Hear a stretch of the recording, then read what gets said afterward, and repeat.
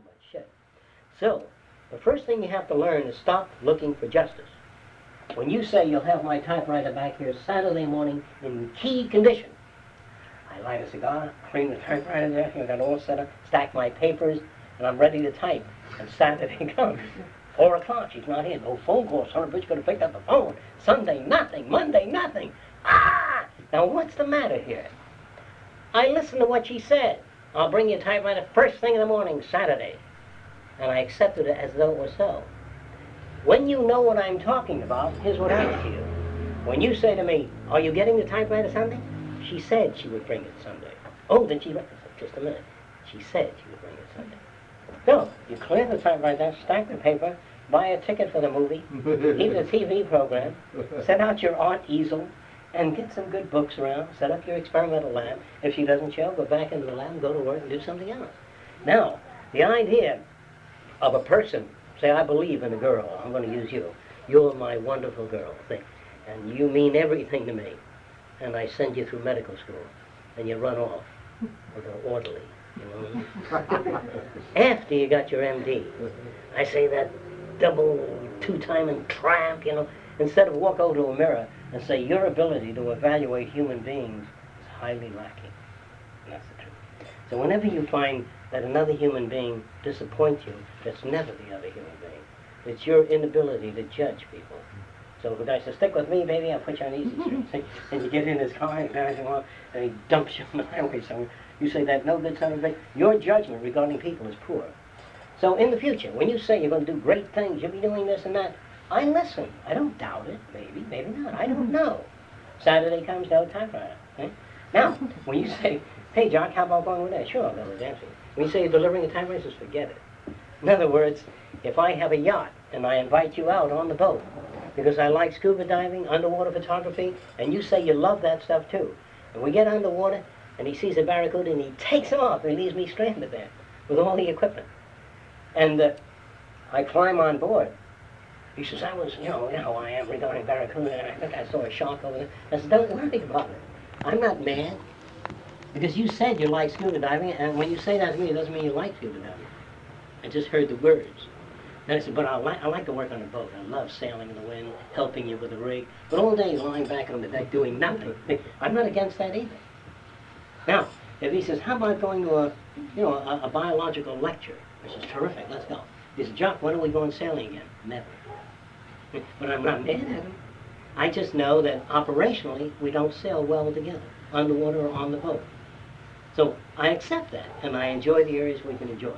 The trouble with us is we see a person that we like, we try to bend them into, I've got a telescope. Try to make lenses, I get my girl into some telescopes. Now, get the handbook of telescopes. And I try to bend her in that direction. You don't go horseback riding? You look wonderful on a horse. Huh? And there she is on a horse now. Just don't weigh your head down. Makes your head look long. Wear it out. You got it out now. And here we go, shoving and bending. And you wonder why they want to get away from us.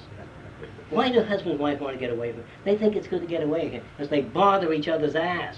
That's why they want to get away. That's what the matter with love is. It's selfish and possessive.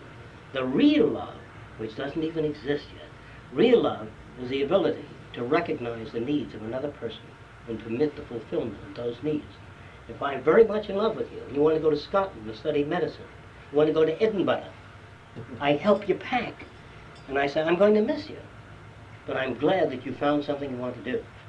And I get that letter from Edinburgh. I met McGoof, a fine, upright Scotsman, and I'm in love with him. And I say, I will miss you, I'm sorry, but if this is what you must have, the best of luck. And if we can help each other, fine. Now, I will miss you, I feel sad, but I don't go running as you're breaking the home, the children. But if that's what she wants, that's what she wants to go, and you love her, you help her go there. That's a hard thing to do. But the love today is a clingy, sticky shit. Because people are insecure and afraid. Always afraid that their love is looking elsewhere, What is this shit? Why are they looking elsewhere? Because obviously they have needs that we don't fulfill. Now, that's terrible. That's real. Nothing's terrible. If I see my little girl with both thumbs up a cat's ass looking in there, that's terrible. I say, no, that's real. What do you see, honey? Nothing in particular. And I want to see how he goes. He might go on you. Oh, then you mean the whole my head? Yes. Don't put your eye too near about it. Right. Now, the idea of people exploring is a good idea. If I saw my little girl lying on the ground watching another little girl taking a shit, and build up that pattern, you know, that usually builds up, and watching how it plumps and falls, just like the way mine does. I says, that's right, honey. Now, why is it we talk to our children about so many things, and when you go to the bathroom, you turn the other way? If your little girl comes in, you know, she says, what do you got there? Close the door and get out of here. You know, why don't you cover your eyes? Why don't you cover your nose? But if you walk around nude in front of your little girl, just cover your nose with a ball, right? And let everything hang out. The kid will never ask any questions except what the hell's behind that. He's 19 years old. We got that dirty book about whole nose. There's nothing on it. And it's called Deep Nose. We make a movie. And it shows the whole nose. And really, there's no part of an automobile, no part of a ship, you know. And the guy says, you lost your rudder, and you... What are you going to put on a rudder, a jock strap?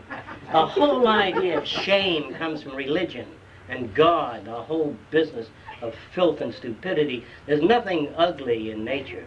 There's nothing, I think it was Max Brodel who said that there's nothing more beautiful than a decaying kidney. Now, of course, when I first read that, I didn't know what he meant. I had no idea what he meant until I could look at a kidney and look at the patterns of the infection, the patterns and the colors. I couldn't look at it that way. I just looked at it that way, see. And then another thing that shocked me years ago that helped me, there's a lot of things that helped me learn to think this way. Going to the South Seas, watching these beautiful young Polynesian people squeeze a caterpillar, a fat caterpillar, like that. Yeah, and that bothered me when I saw one person do it. And then I saw a whole bunch of young, beautiful people doing it, and I figured there must be something wrong with me. So I grabbed the caterpillar mechanically and tried to taste it, you know. And it tastes like eclair. Very much so, delicious. But when I saw all the little eggs, it bothered me due to associative memory. And they say, you know, like? I said, I couldn't explain, you know, that I know like. I said, I like it. Funny caterpillar? You eat lobster? Lobster funny. You know, if you see a person squeeze a caterpillar, when you lift up that silver platter and you see a lobster, nobody goes, who's going to eat that? You know, because you're brought up, oh, lobster, golden.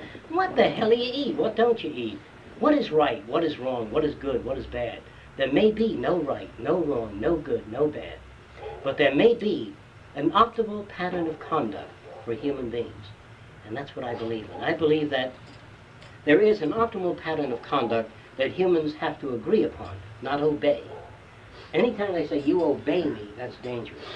But when they say, there's so much water in the land, and there's so much salt water moving in, saltwater intrusion, and we have to do something about that, that concerns us all. That's the kind of knowledge that's useful to us all. We must have knowledge about human beings and their behavior and their values.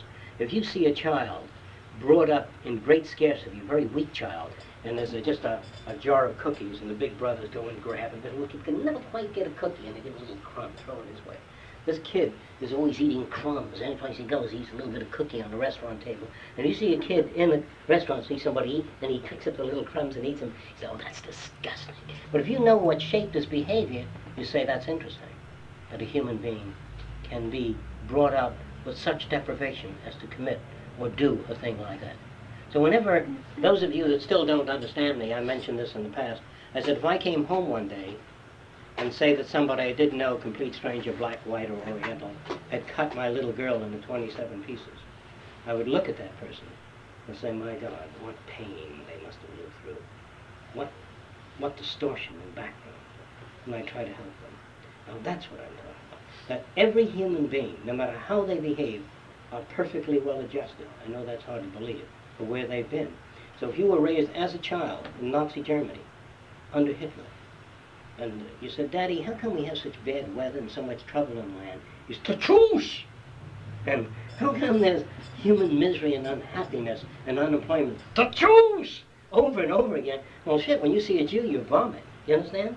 It depends on how much you get. Stay away from redheads. They'll take you every time. When you get a lot of that shit, see? So if you're brought up that way, a little girl gets sick every time she hears the word Jew, wants to throw a bag of shit at the nearest Jew. But you got to understand, it's not the little girl. It's not her mother. It's not Hitler. What made Hitler? Environment. So if you want human beings that are different, that have no hate, no jealousy, no envy,